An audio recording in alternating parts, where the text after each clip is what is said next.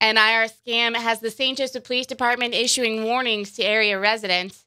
Basically, they're telling these people that they owe back taxes for one thing or another, and if those taxes are not paid, then the IRS will put a lien on their home or their property or something like that, and this matter can be resolved quickly if you'll just send in some money.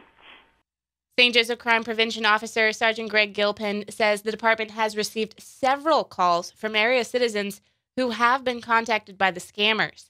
You just have no idea where these calls are coming from. I mean, it could be right here in town, or it could be clear across the country or some other part of the world. That's just the way it works, and you just have to be very leery and just don't even deal with them. Just hang up. Our sister station, Q Country 92.7, was also contacted by the IRS scammers who left this message on the Q Country hotline. I need you or your retained attorney of record to return the call. The issue at hand is extremely time-sensitive. I am Officer Julie Smith from Internal Revenue Service. Don't disregard this message and do return the call before we take any action against you. Goodbye and take care. A phone number to call back was also included. We tried to call back from a different number, and our phone call went straight to voicemail. Voicemail box of this account is full. Please try leaving a message later. Your message has been saved. You may hang up now. Our third attempt to return the call was made from the Q Country studio and left us with just a busy signal.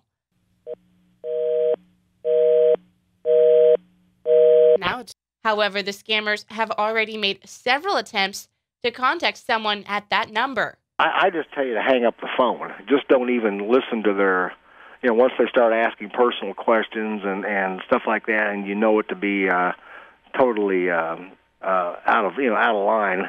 Just hang up the phone and don't even talk to them.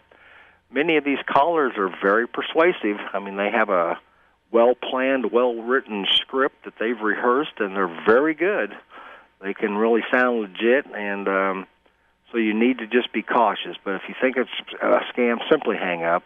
Just don't even deal with them. How do you know that that is a scam and that it's not something that's actual? Well, they're not going to operate that way. If you've got some legal problems with the IRS or probably any other government agency, you're going to be getting a notification, probably through registered mail, or if it's serious enough, somebody's probably going to be coming to your home. But they're not just going to call you on the phone and randomly tell you that you owe money. Gilpin says scams like this usually take place around tax season. Yeah, you see this a lot around tax time when people are really thinking about taxes, but this is also the time of the year that people have saved up money for Christmas and stuff like that. So I got the scammers probably figure you have extra money that maybe you won't have throughout the year, so it may be a good time to hit. But you do see cases where people have filed their taxes and found out that somebody else has already used their